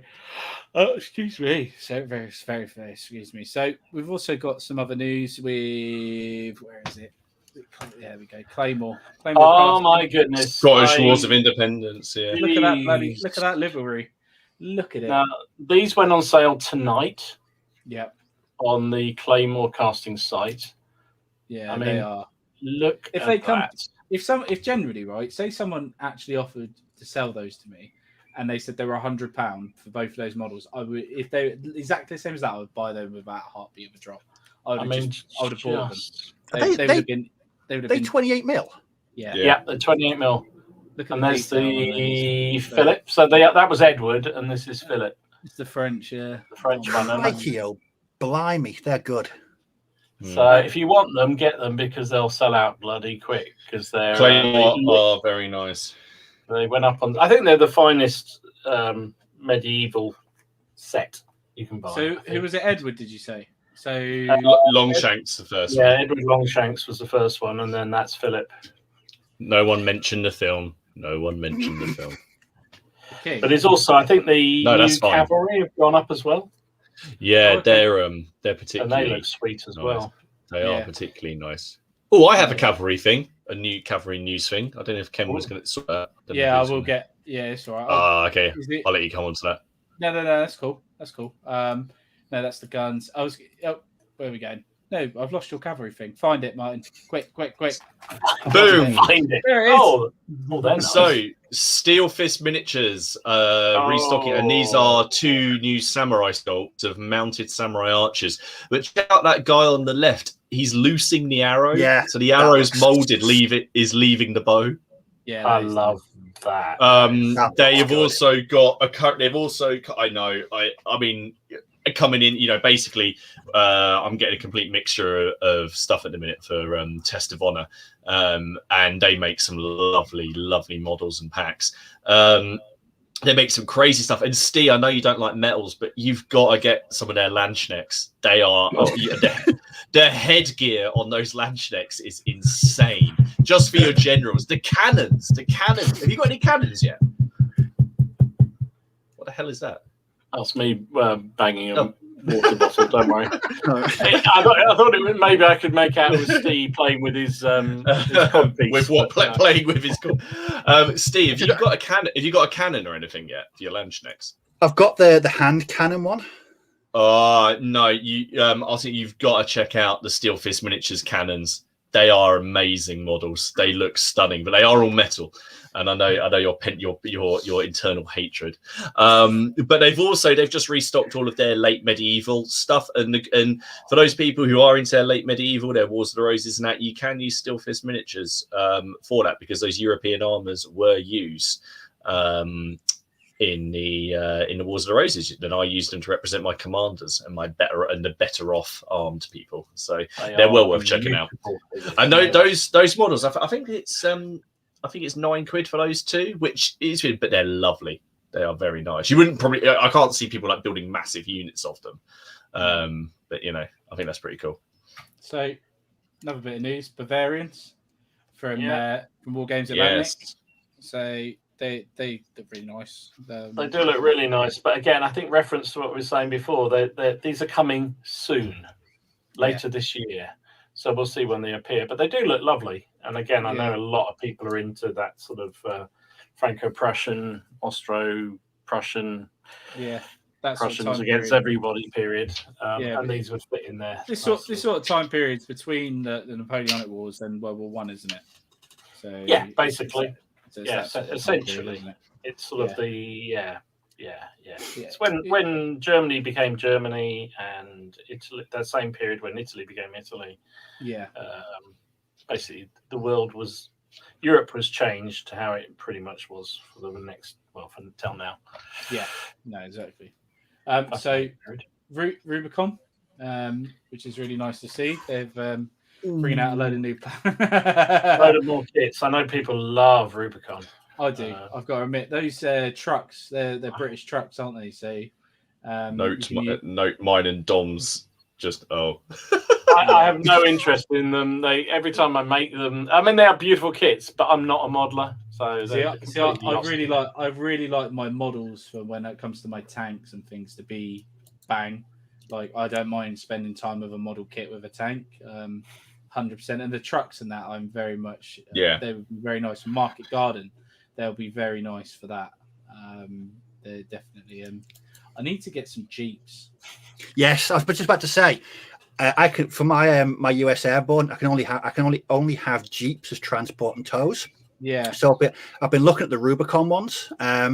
What do I don't know whether if anyone in the chat can help me out here. How do the Rubicon crew scale with Warlord? Not very well. I'll be Apparently honest. they're terrible. Everyone says the Rubicon. The Rubicon are true. They're true 28s. They are true 28s. It's one of those. That is the problem you've got. But then the kit with Warlord I don't think they do a plastic, do they? Just do the resin one. No, it's the resin one. I don't like it at all. It's one of them. I think, Steve. It's a bit of a pain in the ass. I'm not gonna lie. They are a lot slimmer. You might be able to get away with maybe Rubicon legs, maybe, and then stick the torso and the head from the Warlord kits. Maybe that might work. Yeah, they are a lot slimmer. I only need 2, but I'm thinking about for a future project. I want to add the Chevrolet Jeeps and trucks to my SAS and LRDG. I was going to use the Rubicon ones for those, but again, if the crews are a bit out of whack with the Warlord, the trucks work because you can stick what's it called? You can just use the heads and that because Stuart that I did the stream with over on Miniature Realms, he's done it for his 8th Army, so he's got the Rubicon trucks, and they work. You could do it like that. If it's closed cab, but then you've got, it's not too bad with tanks because you can just use them, you just close them up, you know. Yeah. Hang on, that wasn't this Stuart. I always feel like the French in the Napoleonic Ranges are a bit like the Ultramarines and the Space Marines because they. You what? I always feel like the French in the Napoleonic Ranges are a bit like the Ultramarines and the Space Marines because they. You what? I always feel like the French in the Napoleonic Ranges are a bit like the Ultramarines and the Space Marines because they. I thought it was all getting far too serious, and I had to use that. Sorry, bastard. It's even my week. That's why you did it. You lifted up. Yes. Okay. Yes. So that's the no hair, eh? No, Getting old, eh? Martin, I've just had a look at those Steelfish Landsknechts. Those command set, the command hats look so. The hats are ridiculous. You need a 60mm wide base just for the hat. They're amazing. There's so many feathers. I might have to order some of those. I really might. They are nice. So just quickly, I'm just going to share my screen quickly. Where is it? There it is. I agree so with yes, James. last bit of news. Oh, sorry. So obviously, people have probably seen at the minute. Front Rank have been put up. They've put themselves up for sale. So I think they're putting a max order cap on at the moment, or they're not even taking orders. They're not taking orders at the moment. No. Well, it's off and on. They turn it on and they turn it off when they can manage it. I would say don't panic buy because I cannot see a company like Front Rank not selling their miniatures on to somebody. Someone is going to buy them. I can't see someone not buying them, even if it's someone like Warlord, and will keep them as or even Perry's might incorporate them. I just can't see it. It's too big of a business. It's too. The thing is we say again, they're not buying. The problem is that they're just getting the stock the equipment and things like that, the royalties remain front ranks. So that's going to take some time to iron out.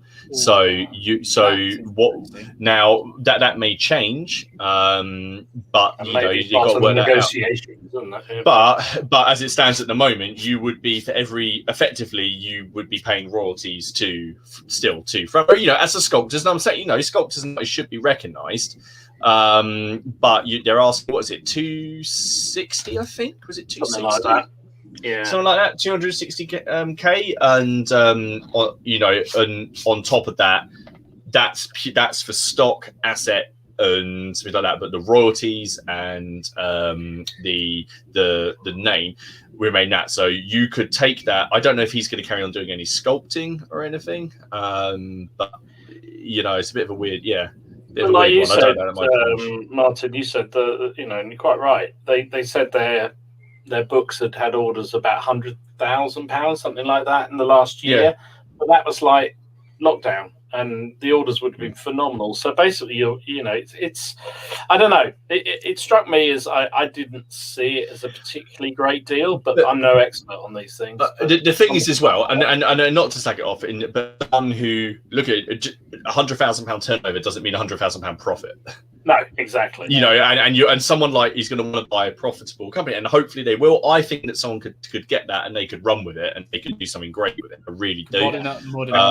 Modernize it, and you know, it's be interesting, wouldn't it? I mean, I think, you know, as long as you kept the molds up to date and maybe just expanded just a little bit around it, you've got a very viable business there, I would have thought, if you can get the right terms at the beginning.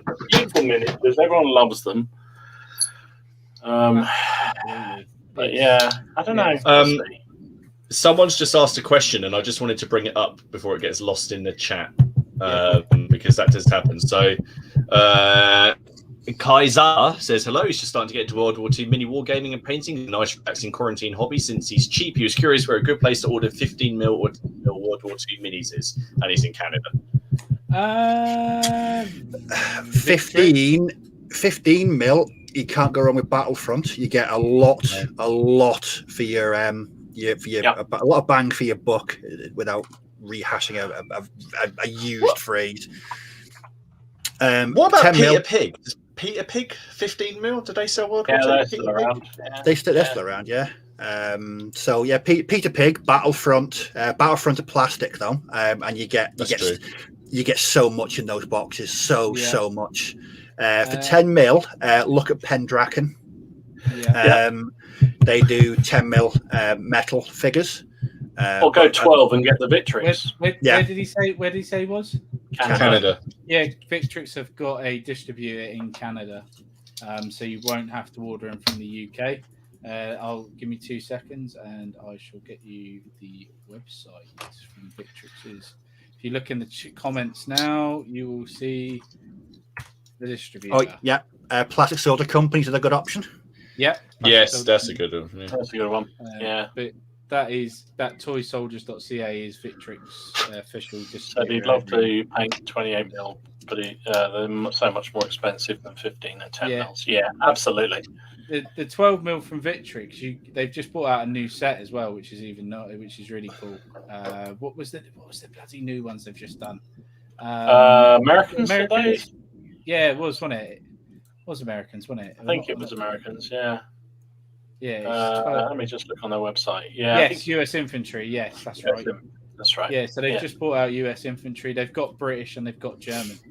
So 188 American Infantry, 12mm, £27. Yeah. Which is pretty sweet, really. And they are nice. They are really nice models. No. So I wouldn't. Really, really good. No, that is very good value for money.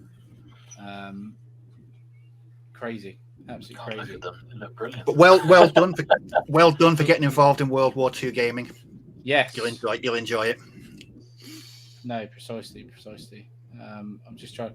I've just looked at that bloody link, and it's taking me to a WordPress website. I'd ignore that link because that link doesn't look up to date. I would go Victrix. I'll just type in Victrix Canada and have a look. But I wouldn't be able to tell you the price that they are in Canadian anyway.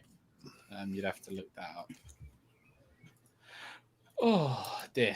Dear, dear, it's Louis Baby says Periplastics World War II. Yeah, I mean they're good value if you're going to go 28 mil. So they're good value. They're that's true for 28 sure. mil, aren't they? So Yeah. They're small 28s, 20, sort of 25-ish, really, aren't they? But yeah, they're lovely, and they're good value as well. So, but yeah, if you're going to buy a lot or you want to go big scale battles, you probably need those smaller scales. Then. Oh, 100%, and in room and things like that as well. It's all comes into it. No, definitely. So, guys, it's 9:30. We're getting towards the last quarter of the show, so I was thinking maybe before we do our final little waffle, we could go through some of the pictures this week people have submitted.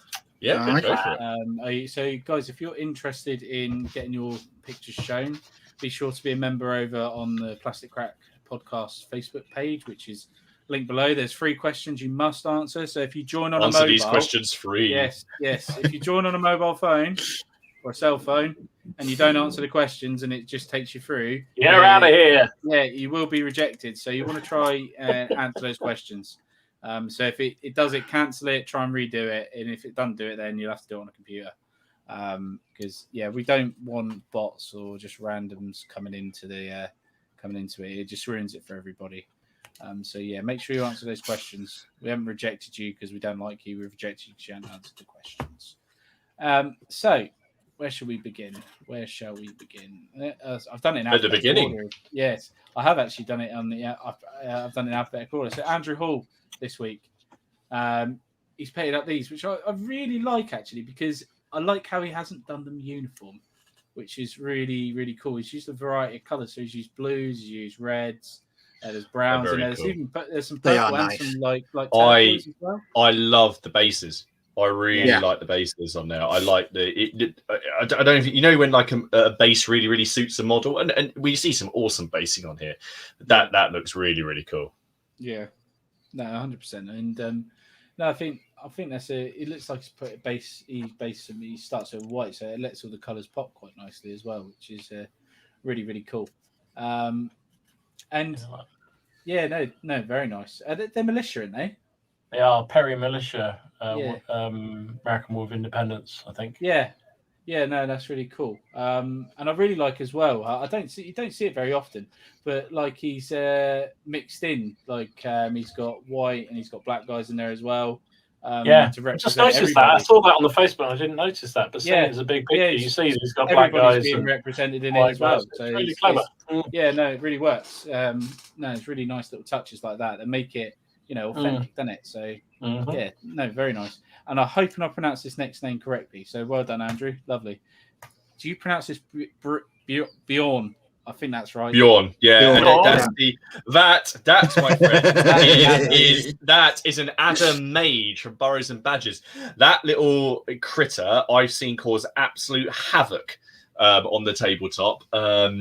Because effectively you it's a bit like old Warhammer. You select the spells you want each of them to have, and my mate like he picks like effectively there's like a death ray in it, and so I just imagine this snake just going around because I hate snakes anyway.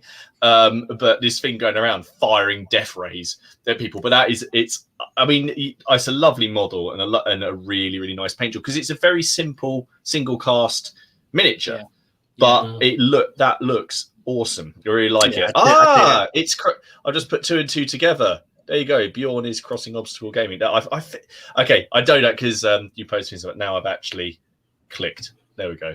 It's been a long week. It's only the scales are really nice, and I love how he's done the eye as well. Yeah. What is that staff? He's got. It holds the staff. It's a mage. Yeah. It's like a mage's staff. But what's this? Yeah, but look at the hand. It's like a dragon's claw, like holding a gem. Yeah, no, that's really nice, man. That's really. It reminds me of does anyone ever used to read the Dragonlance books? Yeah. It reminds me of Raceland. The staff that he used to carry. Has anyone here watched the animated adaptation of the Dragonlance books? No. I think I have. Don't do that. Don't do it. Just don't do it. I probably have, but I'd never read the book, so. I was out on a walk today, and we nearly stepped on a little adder like that. It was a little baby one. It looked very similar to that. I've never seen an adder in the wild. Have you not? No, never. My mate There's loads around here. My mate got bitten by one. We were drunk on a beach in Cornwall, and Right. he sat down and put his. We're on the dunes, where the grass and stuff are. Yeah. We'd been drinking beer and tequila all afternoon, and he sat down and put his hand on a snake, and it bit him. Yeah, but that. I felt sorry for the snake out biting his blood. It's probably about 9. You can imagine all the alcohol the poor snake out. Pissed, yeah. So Chris Wilson has put these Austrians in. Oh, that's sweet. Which is nice. Really nice. Yeah, love it. What are those things, Martin? Is it a horse? I think. Sure, that's a horse. You go. I did a horse. I painted a horse. Didn't I? Look, what's that? What's he sitting on? It's not a Napoleonic horse. Oh, I see. We're splitting horsehair. Okay. Yes. Yes. So that was Chris, but he's done. This is like the other side. I really love that flag. It is cool. Yeah, the Austrian flags are wicked. Austrian flags are brilliant. Do you know the only thing I'm proud of myself for doing, because even Chris probably admit is an absolute arsehole to do. You see, Steve on the flag around the edge. You see the different colours. So you got the white, yellow, black.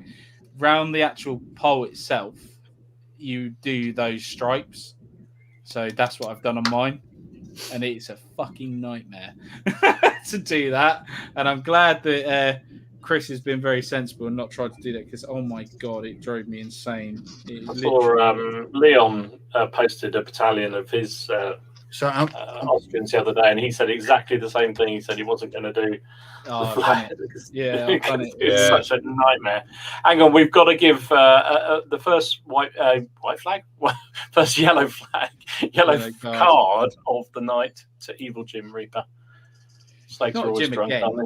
They're totally legless. Thank you very much. That's a terrible joke. That is a terrible joke. That's a dad joke, without doubt.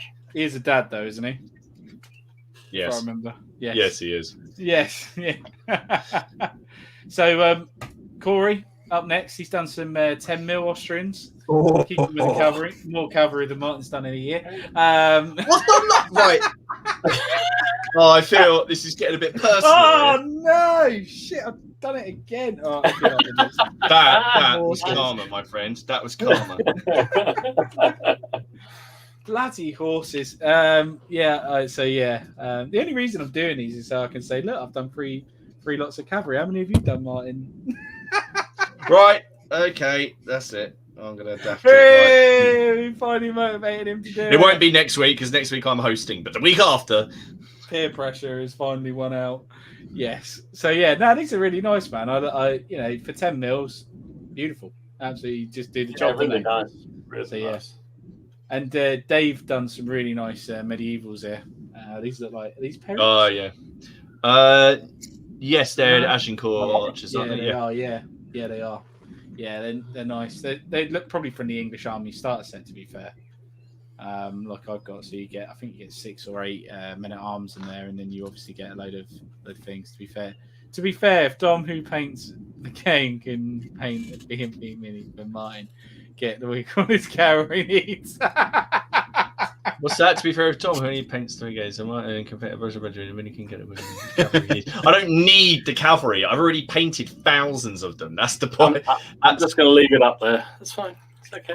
That's the thing. I've got thousands of them. We're not digging it. We're not judging. We're not judging. It's fine. There's no judgment here. No judgment. Oh, you wait. You wait till that we go through that survey. That's going to. I do like the fact he's got the stakes. Actually, Jim's just stakes in the movement tray. It's really clever. No, that is nice. I've got to admit that is nice. Very well done. Very well done, Dave. So, Drew, got a bit of nosy on the go, ain't he? A bit nosy. Yeah. Hey. So, very nice. This was his one of his first command bases he's done. So very nice. Is that Picton as well, isn't it? Yep. Yeah, Picton. Yeah, I don't know who the other dude is, but probably his aide. I think it's actually his aide de camp, because on the other base he's done. So you know what I'm like. I'm brutal. I only pick one picture. Unless it's Austrians.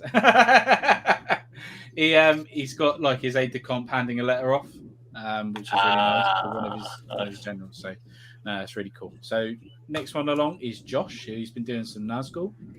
Yes. Bit of Lord of the Rings. Very nice. Very nice indeed. These are the metal sculpts as well, isn't it? I've got those, yeah. Yeah. I've still got them. I've still got. I have never painted mine. They're still sitting here. So easy, man. Black Templar with a dry brush. That's all you need to do. Yeah, but I was thinking about doing something a bit zany. I might go with like Hex-Ray Flame and do them like a glowy green or something. I don't know. Yeah. Although that kind of defeats the whole Black Rider kind of thing. But your models, man, you do what you want with them, won't you? That's it. So yeah, no, very nice, mate. Nice to see some Lord of the Rings, definitely. Matt Hunt, Chamberlain. So yes. this is those limited edition models that I've got, I believe. I don't know how many they've got left. It might be only 100 odd, but yeah, this is one of the brothers, the Chamberlain brothers, and that flag is hand painted, which That's is a even bugger to more paint incredible. that way. Yeah. Jesus. Which is even more incredible, which I think, well, fair play to you, to be honest, because I think that's absolutely great. The way that you've done your blue on his jacket is absolutely beautiful. Yeah, it's a nice blue. Yeah, Really it's nice lovely. blue. Well done, Matt. Really nice, mate. Paul's been doing some Zulus. This is what he's been doing. He might have heard on the podcast previous weeks. We've been banging on about Zulus, wanting to get some Zulus done. But yeah, he said he's thousands of them. He said so. Zulus. Yes, yeah, thousands. So, Yeah. no, really nice, Paul. Well done. And then another Paul. He's been painting these up. I really like how he's done with the boots and the bases. See, bases are doing it for me at the minute. Bases are absolutely doing it for me. These are just simple, but they're nice. Does that make sense? So there's 3 different types of technique on them. So you've got your grit, then you've got your tufts, then you've got your tiny little bit of tuft on the side, and I just think it makes the base look really, really cool. And I don't know how he's done the feather work as well, and also like the wool work. I don't know if they're contrast paints or he's dry brushed or what he's done with it, but it just really works. Really works. It's looking really good looking. No.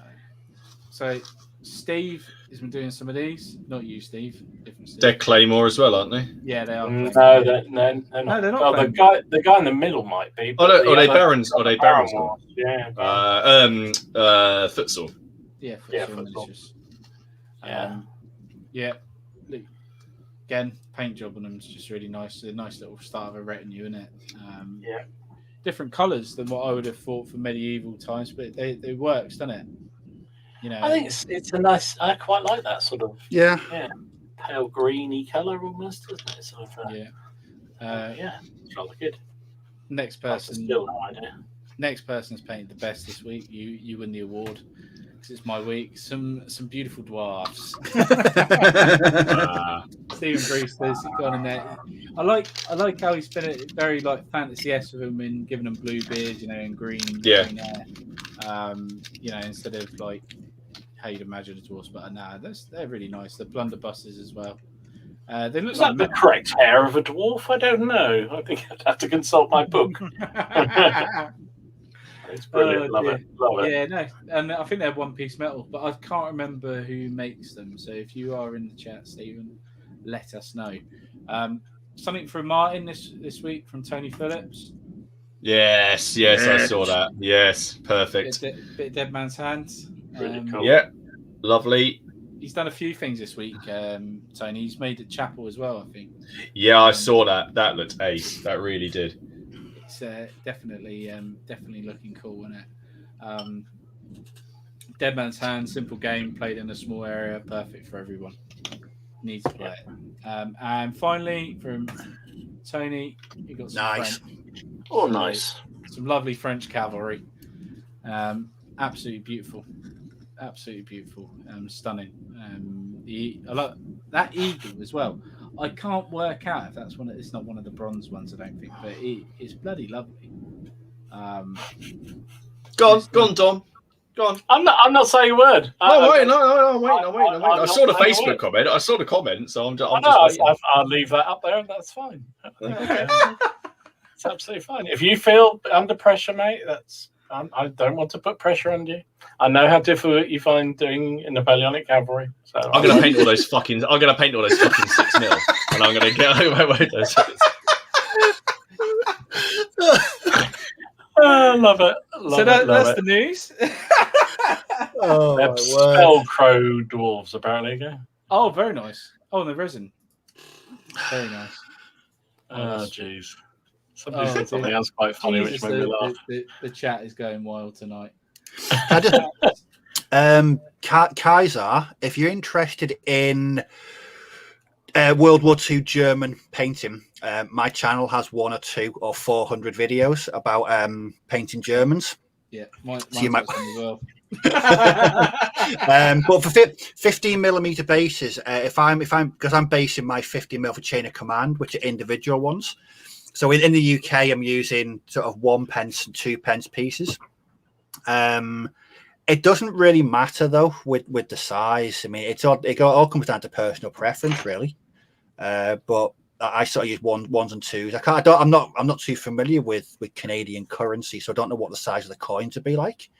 But yeah, you can get away with coins or really small washers. They're your best bet if you're doing your individual basing for 15mm. Just Yeah. Personal preference. It really is. There's no right or wrong with them.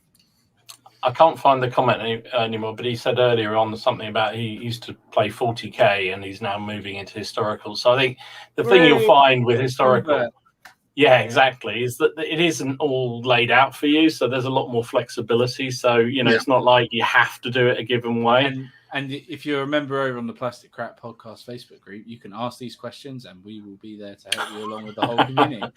Nice Make segue. sure Well done. Yes, exactly. A segue to our Facebook page. It's getting there.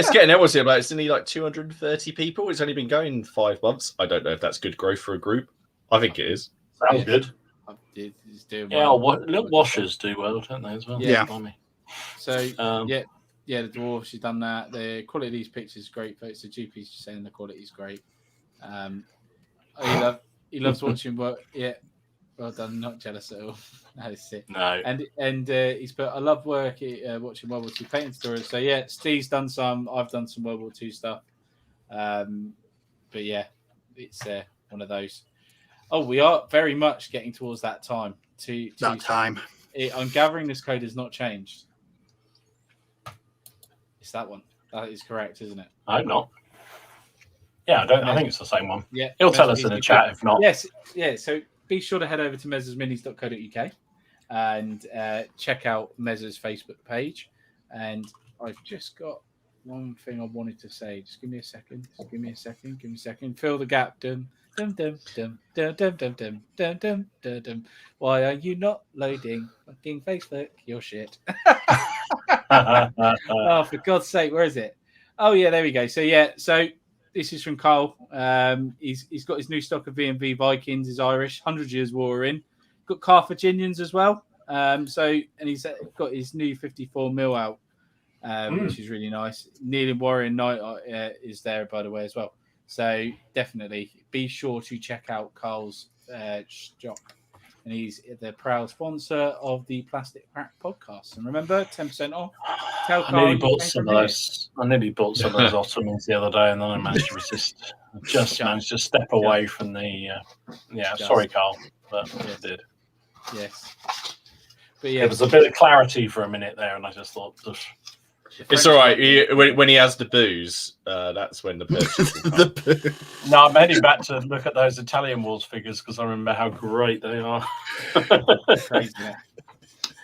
Because I can feel myself heading into a 28mm samurai army, but I have absolutely no idea why because I've got nobody to fight 6mm one to do. But it was like you just read my mind. My next thing is going to be about samurai. I'm going to be the starter box from Warlord to do that 28mm. I'm going to get it because I'm using it for Warlord's Vera one. That's what I could do. I like that. Because Rick Priestley has written rules for samurai, and you get to use ogres and ninjas and all other types of ill stuff. Bloody hell! You just made me do it. But it was a toss-up between them and have you seen that Halfling army from TT Combat? Yeah, it looks nice, man. Oh, I saw somebody was showing it on one of their channels. Yeah. It looks. I mean, that one I sent to you the other day, Halfling Undead Army. Now that's niche. I mean, that's a niche army right there.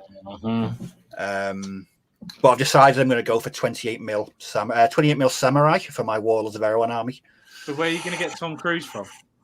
I'm not.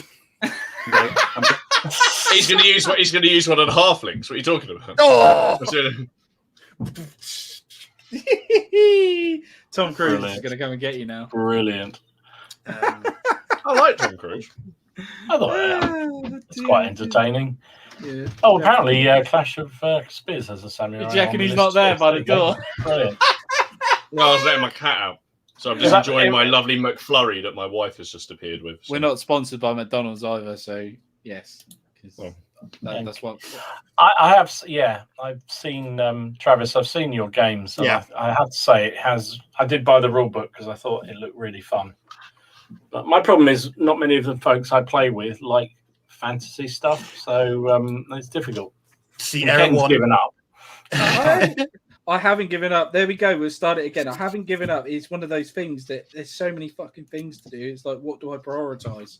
It's a nightmare. See, there you go. There is a whole episode of the PCP and one. What do you prioritize? I just give what do you prioritize? But I just want to do a second here. Lee Gardner, take a look at Titan Forge for Fantasy Samurai Cavalry. I think there's some that are riding giant carp. Really? Yeah, giant koi carp. Yep. That actually sounds up Steve's alley. That does. Yeah. Oh my god. And a bit of mushrooms, some roots. Yeah. A bit of mushroom. Turnip Samurai. I've just gone on their page and they've got an ogre riding a lizard. I mean, that's just seriously weird. Wow. See what Erewhon is good. I don't do much fantasy gaming, but I like because Erewhon it's based around the bolt action mechanics. Yeah. So it's dice driven, order driven. Really, really, just a really good game. I like the fact that there's no. It's figure agnostic. You can just basically, with the lists as well. They're really easy to modify. I was looking at some way of using my Landsknechts in Erewhon. So I think I couldn't see why you couldn't do that. No, there's definitely ways. But I was looking through the PDFs on Rick Priestley's website, and the samurai one, the list looks so nice. You have samurai on foot, mounted samurai, the spearmen, archers, ogres, ninjas. Just sounds. Yeah, and that's why I really like the oath mark rules for exactly the same reason, because you can pretty much make any army you like out of them. I mean, you can do as well. So I'm kind of been torn between the two. But so my biggest problem is nobody plays fantasy that I play. So that's kind of I'd have to build two armies myself, I think. We'll have a game next time. Don't worry. It's all right. I don't want to pressurise you. But Steve and I will play. Okay. There's also Romans as well. He's written a Roman list. I've seen, because actually Travis has played uses them, yeah. And I was actually quite impressed with you. I think he played Undead against Romans, and it was just like, wow. See, that's just so weird. I like about Erewhon that there's no background. You just literally make up your own back. See, me and my mate, we're putting together our own world with different kingdoms and different factions. Just a way of doing something a bit different. He's doing like an Oathmark barbarian list. I've got a sort of a knights list that I painted years ago, but I think samurai is going to be. It just looks so nice. It's something different as well. I saw JP also. He does some brilliant Napoleonic games, but he showed a game at the weekend of playing samurai game, and it looks so impressive. But I'm still terrified about all the doing the little intricate armor and bits and bobs. But I'm just looking at his steel fist miniatures, and geez, they're lovely. Yeah. I just sat here and realised I've been painting cavalry tonight. It's a giant fantasy lizard cat thing. Yeah. Doesn't count. Yeah. There you go. It's a man on it. It's cavalry. Yes.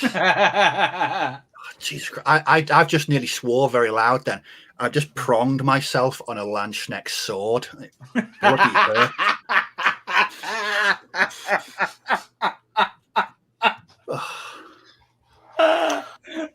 Oh my god. That was not good. Good job you're wearing your cod piece. Look, if I'm pronging myself on the cod piece, my life has taken a very bizarre twist. I had to bring cod piece up. Have we? So for the people, we've got 5 minutes left. Have we got any more news to release about CrackCon, or are we still the same this week? No, we're still just finalising a couple of the details. I think we know we've got main table Black Powder event or game. We know we've got Lord of the Rings, I believe. And I believe Miller's bringing his Star Fort to do some ECW stuff. Yes. So I assume Pike and Shot. And I believe I think we're going to have a Dead Man's Hand table. So Yeah, I think got to really. Yes. Really, but whether or not we, I don't know. I was toying around with the idea of maybe doing like a challenge and like, because I've got all the zombies for it, and just seeing like just get people to come up and see who can get through this zombie infested town the quickest, get some kind of prize at the end. We have a little announcement at the end of what it could be funny. Yeah, but no, I think that's about it in a minute. We're just waiting for a couple of things to be finalized, and we can then the tickets will go on sale. We're looking into a couple of merch kind of things, aren't we? But people don't reply to emails, which is frustrating. So yes, but yeah, I think other than that, we're it's just it's one of those things, isn't it? It's a bit like, I don't know, if you're getting married or something, you kind of go, yeah, we're getting married, then it's just nothing happens for ages. And then plenty of time for you to get your tickets, guys. Don't panic about that. And remember, if you're on the Facebook group, you will get first dibs. You will get first dibs. It's one per Pushing person. that hard isn't it? tonight, isn't he? Pushing that hard. Sheesh. Yes. I'm always a little pusher of pieces. Pusher of plastic stuff. I know. Oh dear. But has anyone got anything they want to add before we round up and end up?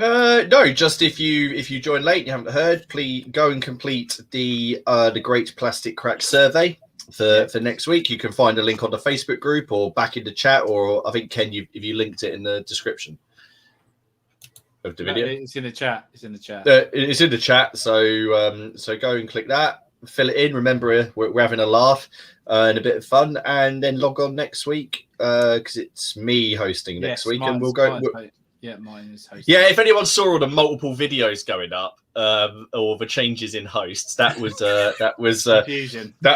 That was Dom, wasn't it? Yeah, it was me. I was trying to be helpful because nobody was setting it, and I got the wrong week. I thought you were coming this. I thought you were this week, and I don't know. Whatever. I went on and set it up to say I was hosting, and Don goes, "No, it's Martin this week," and I was like, "Is it?" Huh? I had a senior moment again. Yeah, he had a bit of a senior moment. But guys, I'll tell you what though, it's been a cracking week this week. I think we've got a nice subject matter. We've got a nice bit of talking. Yeah. It was nice. It was nice this week, and I hope people enjoyed it. And remember, guys, let somebody know that doesn't watch the podcast what it's all about, so we can share the love to everybody. That's it. Yeah. Four idiots babbling for 2 hours. I was trying on Saturday night at Sunday night at a barbecue around at our house, and we had some friends over, long-standing friends, and I was trying to explain to them this stream. It's not easy, really. It's four blokes just talking shit for 2 hours. It feels like 4 hours sometimes and it's like, and people and people join in, and people get, yeah, they do. It's really weird. No. And do you know what? I really love doing it. It's bizarre. So we had a few more drinks, and we forgot all about it. It was all good. So someone's asking if our friend the Perrys are going to be there. Our friend the Perrys. Our friends the Perrys. But the thing is, if our friends the Perrys are there, they're going to be buying tickets, and that's 2 less people that can then come to see the Perrys. Yeah, very true. The Perrys will count towards the full hue. We're not getting the freebies, are we? No. No, hell no. Bloody hell no. No, if it was the other way around, Ken, and they were giving freebies away, would there be an issue there? No, there would not. let's just dabble with the truth for a second. Yes. This is a very. We've just hit Ken's level completely. Yes. What I love a freebie. It's so tight. It's unreal, isn't it? I'm so tight. I'll tell you what, though, guys. It is. Oh, we've got 1 minute left. 1 minute. So, Martin, next week, what's the subject about then? We're doing the survey. So we're gonna go through the survey. So we'll log on. I don't know how much time we'll have to go through news or other people's stuff. We're going to go through the Plastic Crack survey. We're going to bicker about the answers in the Plastic Crack survey. I'm more interested in what some of the other answers are going to be in the Plastic Crack survey. Might have to kick some people. I don't know. Who knows? We'll find out. You'll find out. We might all shut our channels down at the end of it. And I'm more interested in how many lawsuits it'll generate. That'd be interesting. Yes, but no, that'll be it. So, and then we'll just we'll see what happens. Or a bit of a laugh. 8 o'clock, my channel, and no, be definitely. good. No, that's cool. Super. Well, guys, it's been great having you, and thank you very much for watching. We'll see you again very soon. Bye bye for now. See you soon. Bye. Take care. Bye. Bye.